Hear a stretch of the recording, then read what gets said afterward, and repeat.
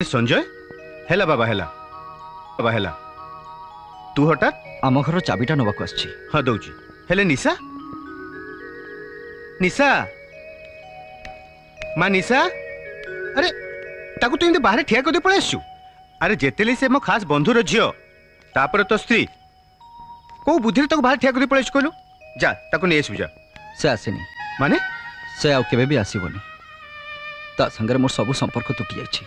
संजय कौन है सब कहबी किंतु आपन को ता पूर्व प्रतिज्ञा करिया खब जे आपन मोठु जहा सुनबे से कथा आपन कहा गरे कहिबेनी आ मु एठी अछि बोली अविनाश चौधरी घर रो केही भी लोक जानिबेनी। आपन मो बाप समान आपन को मो मुंडो छुई प्रतिज्ञा करिया खब। ठीक अछि मु मुंडो छुई प्रतिज्ञा कली काउ किछ कहबिनी। अरे डॉक्टर बाबू गुड इवनिंग।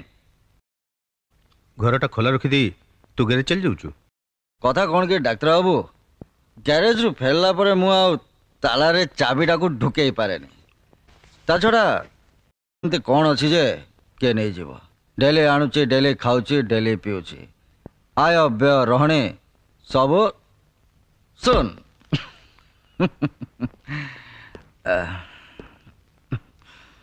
ताहले गोटे निशा को भूलिया पई तू आ गोटे निशा को धरलु। भूल डाक्टर बाबू भूल मु निशा को भूलिची बोले ए निशा धरिनी मु निशा को भूली पारुनी बोले ए निशा धरिची।